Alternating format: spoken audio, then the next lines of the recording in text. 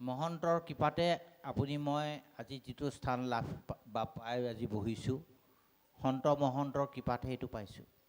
মহন্তৰ বাক্য যিটো ধৰে বুলি কৈছে, শুনে বুলি কোৱা নাই আকৌ দেই, কথাটো ঘোষাজনাই অকণমান দিশ নিৰ্ণয় কৰিছে। ধৰে, ধৰিবলৈ কৈছে, এইটো শুনিবলৈ কোৱা নাই। শুনি লওক প্ৰথমতে, তাৰপিছত আকৌ বাক্যটো খামোচা মাৰি সুদৃঢ় বিশ্বাসে ধৰিব লাগিব। বোলে মহন্তই কি কৈছে, মহন্তইতো বেয়া কথা নক'ব। বোলে কৃষ্ণক পাইবা জানা ভকতেহে পন্থা সিমানে কহে গীতা ভাগৱত কণ্ঠা, নহয়নে বাৰু? এই মহন্তজনে কি ক'ব? ঈশ্বৰৰ পাবলৈ ঈশ্বৰৰ সন্মুখাসন্মুখি কৰাৰ ৰাস্তাটো উলিয়াই দিব। ই এবাৰ উদ্ধতক বাপজনে কৈছে নহয়, বোলে কেনেকৈ মহন্তৰ যোগেদি কি পায়, সন্ত মহন্ত একান্ত ভকতৰ যোগেদি কি পায়? বোলে পৰম ঈশ্বৰৰ দেৱ কৃষ্ণ সাক্ষাতে নাপায় লাগ, তপ জপ জাগ যুগ দানে, একান্ত ভকতৰ পদৰেণু শুদ্ধ মাথে অভিষেক নকৰে। মানে সেই একান্ত ভকতৰ পদৰ ধূলিখিনি মূৰত ঘঁহিবলৈ কোৱা নাই। একান্ত ভকতৰ যিখিনি সুবাক্য কথা, সেইখিনি হিৰে ধৰিবলৈ কৈছে, যিটো ধৰে বুলি কৈছে, নাই কৈছে নাই? মহন্তৰ বাক্য যিটো ধৰে, যিজনে ধৰে, ধৰিবলৈ কৈছে, শুনিবলৈ কৈছে আৰু মানিবলৈ কৈছে। তো শুনিলে এৰি দিলে নহ'ব, তাক ধৰিব লাগিব। ধৰিব, তেওঁ কি দেখাব? তেওঁ ঈশ্বৰ কেনেকৈ পায় যাত্ৰাটো দেখাব, নহয়নে বাৰু? যাত্ৰাটো দেখালে কি হ'ব? আমি ঈশ্বৰক মানৱী জনম সফল হ'ব, এইটো পথ বুলি কৈছে। সেইকাৰণে যিজনে ধৰে তেওঁ বাসনাবোৰ ভাল হৈ যাব বুলি কৈছে। জোৰ জবৰদস্তি বাসনা ভাল নহ'ব। ঈশ্বৰক আমি ডাইৰেক্ট ধৰিবলৈ নিদিয়ে ভগৱন্তই। ভগৱন্ত বৰ চালাক, ভগৱন্তে ভায়ে কৰি দিলে এজেণ্টৰ যোগেদি। সেই এজেণ্টটো ভগৱন্ত। আদিত্য পুৰাণৰ 14 নম্বৰ শ্লোকত লিখিছে, ঈশ্বৰৰ ভক্ত য'তে ত'তে পায়, মোৰ ভক্ত ভকতৰ ভক্ত পাবলৈ নাই বুলি কৈছে। ঈশ্বৰৰ ভক্ত য'তে ত'তে ৰয়, গছত তলে বা কিবা এখন ওলমায়ো ঈশ্বৰৰ ভক্ত আহিব, য'তে ত'তে পায়, কিন্তু ভকতৰ ভক্ত পাবলৈ নাই। তেওঁ কিন্তু আকৌ ভগৱন্তই আদিত্য পুৰাণত আকৌ ঘোষণা কৰিছে যে মোৰ ভকতৰ ভক্ত নোহোঁতে মোৰ ভক্ত কেতিয়াও হ'ব নোৱাৰে। খাটাং। এতিয়া মহন্তৰ বাক্য ধৰিব লাগিব। মহন্তৰ বাক্য ধৰিলেহে ভগৱন্তৰ ওচৰলৈ যাব পাৰিব বা হৰিদাস হ'ব পাৰিব। হৰিদাস হ'বলৈ হ'লে এজনৰ দাস এজনৰ যোগেদি যাব লাগিব, তেতিয়া আমি হৰিদাস হ'ব। আৰু হৰিদাস হোৱাৰ লগে লগে তেওঁ কি কৰিব? তেওঁ বাসনাবোৰ সদায় ভাল ভাল আহিব, বেয়াটো নাহে আৰু। তাক সুবাসনাই বেৰি ধৰিব, অনুসৰিব, পিছে পিছে যাব। সন্তৰ কৃপাত ভজে গোবিন্দ পাওঁ, আৰু কৃপা পোৱাৰ লগে লগে ভজনা কৰিব পাৰিব। যে মহান ব্যক্তিসকল আপোনাৰ চাবচোন, অশোকে জীৱনটোলৈ চাব, অশোকে কলিংগ জয় কৰি 1 লাখ মানুহক সৈন্যক মাৰি পেলালে। মৰাৰ পিছত নৰ্তকী আৰু মদৰ আগত নৃত্য গীতত ব্যস্ত হৈ আছে, আনন্দ। তেতিয়া এজন ভিক্ষুক দুৱাৰদলিত গধূলি সময়ত উপস্থিত হ'ল। দৌৰিক ক'লে, মোক ভিক্ষা লাগে। তো ভিক্ষা লাগে বুলি ক'লত এনেই থাকে সুবিধাটো আনি দিবলৈ বিচাৰে, এইটো শিক্ষা মোক নালাগিব। তেতিয়া ৰজাৰ ওচৰ পালে, ৰজাই দিব লাগিব। তেতিয়া ৰজাৰ দৌৰি গৈ ৰজাৰ ওচৰ পালে, বোলে ভিক্ষা কৰিবৰ কাৰণে এজন সন্যাসী আহিছে, ভিক্ষা দিছিলোঁ নলয়। হেই এতিয়া আমনি কৰি নাথাকিবি, যা তাক সোণ দুমুঠি দি দেগে। দিবলৈ আহিলে, তেতিয়া ক'লে নহ'ব, এইবোৰ ভিক্ষা মোক নালাগে, মোক ৰজাই দিব লাগিব। এনেকৈ 3-4 বাৰ কৰাৰ পিছত ৰজাৰ বৰ খং, ৰজা অশোকৰ বৰ খং উঠিল। তৰোৱালখন লৈ একদম আহি গ'ল, লৈ কেনেকুৱা এটা সন্যাসী, মোৰ এই বিলাসপূৰ্ণ জীৱনটোত মোক আমনি কৰিছে, কিমান আনন্দ, মই কলিংগখন জয় কৰিছোঁ, এই নৃত্যক আমেজৰ মাজত যতৰ মই আনন্দৰ মাজত মতি আছোঁ, কিমান আনন্দ কথা, দুখৰ মাজত ইমান আনন্দ পাইছোঁ, আমনি কৰিছে। তৰোৱালখন লৈ য'ত কোন আছে মই তাক ভিক্ষা দিম, তাৰমানে একেবাৰে কাটিম বুলি আহিছিলে। তেতিয়া সেই ভিক্ষুকজনৰ নাম আছিল উপগুপ্ত। তেতিয়া ক'লে, ৰজা তোমাক ওচৰৰ কেলৈ আহিলা? বোলে ভিক্ষা লাগে। ভিক্ষা দিয়া নাছিলে বোলে, দিছিলে। কি দিছিলে? বোলে এইখিনি লৈ যোৱা, গুদামত তুমি নিজেই লৈ পিনি লৈ যোৱাকৈ যা কিমান লাগে, মোক আমনি নকৰিবা, একদম খঙত ক'লে। তেতিয়া ক'লে এইবোৰ মোৰ দৰকাৰ নাই, তোমাৰ পৰা মই এটা ভিক্ষা লাগে, এটাই ভিক্ষা লাগে বুলি কৈছে। বোলে কি ভিক্ষা? এই মোনাটোৰ পৰা উলিয়াই দিছে, মৰা পাৰ এটা, এইটো জীৱন দান দিব লাগে তুমি। অসম্ভৱ বুলি কিনে চিঞৰি উঠিলে, এই মৰা পাৰটো মই জীৱন দান কেনেকৈ দিম? যদি এই মৰা পাৰটো তুমি জীৱন দান দিব নোৱাৰা, কলিংগৰ যুদ্ধত 1 লাখৰো অধিক লোক হত্যা কৰি ৰঙা সেঁদু মচি পেলালা, 1 লাখৰো অধিক আই ৰঙা সেঁদু মচি পেলালা। তোমাৰ যদি জীৱন দিয়াৰ অধিকাৰটোৱে নাই, তুমি মাৰিবলৈ ক'ত অধিকাৰ পাইছা? তৰোৱালখন গৈ বহুত দূৰত পৰিলেগে, ঠাচকৈ লৰি খাই পৰিলে। সেয়া কৰিলে, মই জীৱনত যুদ্ধ নকৰোঁ আৰু মই কোনোদিন ৰজা নহওঁ। জীৱনৰ টাৰ্ণিং পইণ্ট বুজি পাইছেনে? যিটো মহন্তৰ বাক্য ধৰে, বাক্যটো খামোচামেই ধৰিলে তেওঁ, নহয়নে বাৰু? হয় নহয় বাৰু? আপুনি আঙুলিমান দস্যুৰ কথাই চাওক, আলেকজাণ্ডাৰ কথাই চাওক, নহয়নে বাৰু? আমাৰ মাধৱদেৱ পুৰুষৰ চাওক, যুঁজি ভাগি পিনে মহন্তৰ বাক্য ধৰাৰ কাৰণে আজি এখন সোণালী অসমত সোণালী সকলোৰে মন সোণালী কৰা ব্যৱস্থা কৰি দিলে। সকলোকে জয়ন্তী কৰি পেলালে, নাই কোৱা জানো? কোৱা নাই? কেলে? গুৰুজনৰ মহন্তৰ বাক্য ধৰিলে, তেওঁ শুনা নাছিলে, ধৰিলে। আৰু তেওঁ বাসনাবোৰ সুন্দৰ হ'ল। বাসনা সুন্দৰকৈ সেই নেঘেৰি টিঙত, আমাৰ যোৰহাট পাৰ হৈ নেঘেৰি টিঙত ছোৱালী এজনীক কি কৰি থৈছিলে, আঙুঠি পিন্ধাই থৈছিলে, সেইজনীও এৰি থৈ গৈছিলে নেঘেৰি টিঙত, বুজিছেনে? সুবাসনা হৈ তেওঁ গুৰু সেৱা কৰিবলৈ আগবাঢ়ি গুচি গ'ল। আৰু গুৰু সেৱাৰ কৰা যিটো ৰসাল এবিধ সোৱাদ পালে তেওঁ, ৰসময় ভকতি। তাৰমানে এনেকুৱাই ৰস পাইছে, তাৰমানে যেনেকৈ আমাৰ এই মাটি কঁঠাল এটা কাটি দিলে একদম ৰস ওলায়, গোটেইটো ছালখিনি এটি ৰসময় ভকতি তেওঁৰ নিচিনা পাইছে। তেওঁৰ নিচিনা ৰস আমি নাপাওঁ। তেওঁ গুৰু সেৱা আৰু ঈশ্বৰৰ যিটো দাসৰ দাস হ'ব পাৰিছে, আমি হ'ব পৰা নোহোৱা কাৰণে আমি সোৱাদো নাপাওঁ।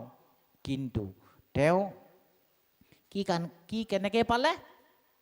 মহন্তৰ বাক্য ধৰিলে।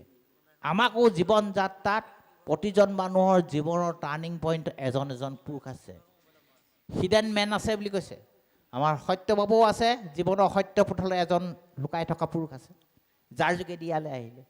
বাপজনো আছে, মোৰ জীৱনো আছে। প্ৰতিজন জীৱনৰ মহান ব্যক্তি নালাগে, সকলো মহান ব্যক্তিয়ে অন্তৰালত আণ্ডাৰস্কিন বুলি কয়, এজন মহৎ পুৰুষত আছে জীৱনৰ টাৰ্ণিং পইণ্ট ল'বলৈ হৈছে। আমাৰ ভকতৰ কাৰণে টাৰ্ণিং পইণ্টটো হৈছে, জীৱনৰ পৰিৱৰ্তন বিন্দুটো হৈছে মহন্ত বুলি কৈছে। মহন্তক ধৰিলে বাসনা সুন্দৰ হ'ব, সুন্দৰ হৈ ভাল কথা জানিব। তেতিয়া মহন্তৰ কৃপাত ভগৱন্তক ভজিব পাৰিব বুলি কৈছে। ভগৱন্তক যেনে তেনে ভজিব নোৱাৰিব, মহন্তৰ কৃপা লাগিব। তেওঁলোকে কৃপা দিলেহে ভজিব পাৰিব। যিটো মহন্তক নিন্দা কৰে তাক দুবাসনাই বেৰি ধৰে, কৃষ্ণক ভজিব নাপাৰে মহাভাৱে। কিন্তু নিন্দা কৰাসকল বিপদ চৰিত্ৰ, তেওঁ জীৱনত বান খাই থাকিব, বান খাব আৰু মুক্তি হ'ব, নহয়নে বাৰু? এই কথা আমি জানিব লাগিব। মহন্তসকলক ওচৰত কৃপা আৰু মহন্তৰ ওচৰত নিন্দা, দুটা কথা আছে। আপোনালোকে চাব নহয়, দ্ৰৌপদী চৰিত্ৰ দুটা আছে। এবাৰ বস্ত্ৰ তাই গাৰ পৰা হৰণ হ'ব বুলি দুবাষাই গালি পাৰি হেৰি কৰি দিছিলে, তাৰমানে অগস্ত্যি মুনিয়ে শাপ দি থৈছিলে, তোৰ বস্ত্ৰ হৰণ হ'ব, যা, তোক নিবস্ত্ৰ হ'ব বুলি শাপ দিছিলে অগস্ত্যি মুনিয়ে। আকৌ দুবাষাক আনি পিনি তেওঁ আচলৰ কাপোৰখন আনি দিয়াৰ কাৰণে দুবাষা আঁকি পেলাই তুমি কোনোদিন বস্ত্ৰ অভাৱ নাপাবা। দ্ৰৌপদীৰ জীৱনতে দুটা কাৰ্য সাধন হৈছে, সেইটো এবাৰ কৃপা আৰু এটা নিন্দা। নহয়নে বাৰু? এইবোৰ জীৱনৰ আমাৰ কাৰণে শিক্ষা। কাহিনীভাগ আপোনালোকে নাজানে ঘপকৈ এতিয়া আক মাৰিহে গৈছোঁ, কাহিনীবোৰ কেতিয়াবা লগ পালে কৈ যাম। এইবোৰ জীৱনত ঘাত প্ৰতিঘাত সংঘাত। দ্ৰৌপদী শাপত ঘটকাস্মৃত্যু হৈছে, আৰু হিড়িম্বা শাপত অভিমন্যু মৃত্যু হৈছে, সাপত হৈছিল। নহ'লে নমৰে নহয়, দুইটা নমৰে নহয়, দুইটা নমৰবি, মাৰিব পৰা কৈছে। হিমবাই সাপ দিছে অভিমন্যু মৃত্যু হৈছে। আৰু দ্ৰৌপদীয়ে সাপ দিছে ঘটুকচক, কাৰণ ৰাজ সন্তান হৈ কোনো এটা সিংহাসনত বহিব নোৱাৰে বুলি এইও চিন্তা আৰু তাইৰো চিন্তা। ক্ৰচিং হৈ পিনি দুইজনে মৃত্যু হৈছে, নহয়নে বাৰু? এইটো কি? এইটো সাপ, অভিশপ্ত। সেইকাৰণে ভকতে নিজৰ এইটো কথাও খাটাং, মই অলপ আগতে কৈছোঁ। চাব, সমস্তজনে এই মহাহাতত উপদিষ্ট হৈছে। এই গংগাই যেতিয়া ভগৱন্তৰ চৰণ এই আহে, তেতিয়া বাৰ বাৰ কৈছে, প্ৰভু মই তোমাৰ চৰণৰ দাস, তোমাৰ চৰণতেই আশ্ৰয় লৈ আছিলোঁ, কিন্তু মই এতিয়া ধাৱমান হ'ব লাগে, সাপগ্ৰস্ত মই, কিন্তু মই তোমাক আকৌ ক'ত লগ পাম? এই ঘোষাশাস্ত্ৰতে 3জনা ঘোষা আছে, ইয়াত লিখিছে, মোৰ ভকতে মোৰ গৌৰ নাম যক য'ত গাব, হে গংগা মই তুমি সেইডোখৰলৈ সুতি উপসুতি হৈ আহিবা, মোক তাতেই লগ পাবা। এইডোখৰ স্থান যে দিছে, এইবোৰ আমি বিশ্বাস কৰিব লাগিব। ভকতি গংগা ইয়াত বৈ আহিছে, য'ত ভকতি আছে তাত ঈশ্বৰে আছে। আপোনালোক এতিয়া মনবিলাক এটা এটা চাবচোন, পবিত্ৰতা ভাৱ হৈ আছে, কিন্তু পবিত্ৰ পুৰুষজন মহাসন্ত নিগুণ গুণানী এটা উপস্থিত থকাৰ কাৰণে এনে এটা অৱস্থা হৈছে, নহ'লে নোৱাৰিব নহয়।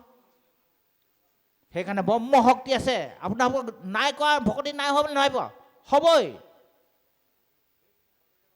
বেদৰ ব্যৱহাৰ কৰি আছে নহয়, শ্ৰৱণ কীৰ্তন মূৰৰ ৰহস্য ভকতি বোলে, তাকেহে কৰিবা তুমি বিবক্ষা সম্পত্তি। শ্ৰৱণ কীৰ্তন যিসকলে কৰিছে কণ্টিনিউৱাছলি, চতুশ্লোক দিছে, জ্ঞান হ'বই তেওঁলোকৰ ব্ৰহ্ম শক্তি আছেই, গম পাইছে নাই? ব্ৰহ্ম শক্তিটো নাশ হ'ব যেতিয়া আমি কাৰোবাক বেয়াকৈ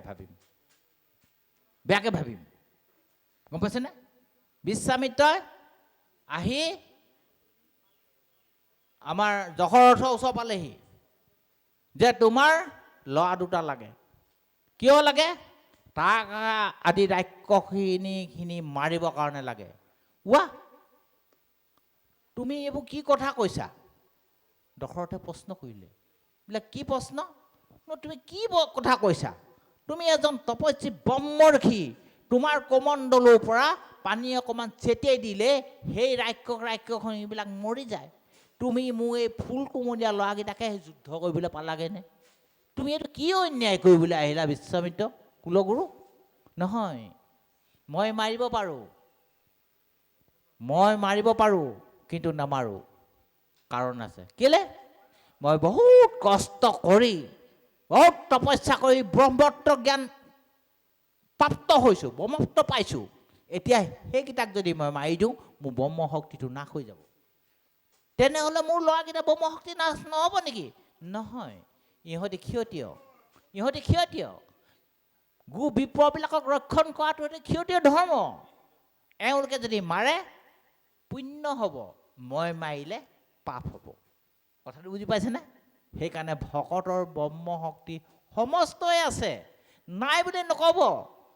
এই ৰাজমাৰ্গত যি ভৰি দিলে, ঢেৰ নাই হোৱা, অকণমান হ'লেও হৈছে বুলি ভাবিছোঁ, ঢেৰ নাই অকণমান হ'লেও হৈছে। এই শক্তিটো স্থিতিটো ৰাখিবৰ কাৰণে ভকতে যত্ন কৰিবৰ কাৰণে শাস্ত্ৰ সিদ্ধান্ত কৰিছে। নিন্দা নকৰিবা, কিন্তু নিন্দা কৰিলে তোমাৰ ব্ৰহ্ম শক্তিটো তললৈ গুচি যাব। ভকতক এনেভাৱে ভাল পাবলৈ যত্ন বা ভকতজনৰ পৰা কৃপা কৰি তুমি লাভটো কৰিব লাগে। সেইকাৰণে আমাৰ দোকানীবিলাকৰ নিচিনা আমাৰ চালাক হ'ব লাগিব। কাৰণ মোৰ পকেটলৈ অনাটোৱে মই ধান্দা মাৰিব লাগিব। ধান্দাটো মোৰ পকেটলৈ আহক, মই নিদিওঁ কাকো। মই নিন্দা কৰি পিনি মোৰখিনি দি নিদিওঁ। মই তেওঁৰ পৰা কৃপাটো দি তেওঁৰ পৰা মই আনিব লাগে। ভকত চুৰ হ'ব লাগে বুলি কয় নহয়, এনেকুৱা চুৰ হ'ব লাগে। এই কথাটো বুজাবলৈ বহুত জটিল, তথাপিতো অনুভৱ কৰিব। সমস্ত এই পৃথিৱীখনত বা আমাৰ যে শাক্ত শৈৱকে আদি কৰি গাণপত্য যিমান বা বৈষ্ণৱ আছে, এই কথাটো কিন্তু বিশ্বাস কৰে। কিন্তু সেইকাৰণে আগৰ ৰজাসকলৰ ঘৰলৈ যদি কোনোবা উপস্থিত হয়, ৰজাই সিংহাসনৰ পৰা নামি আহি পিনি চৰণ ধুৱাই, কেলে? সেই ঋষিজনে বাই চান্স যদি খুব দৃষ্টি পৰে, ৰাজসিংহাসনো খহি পৰিব।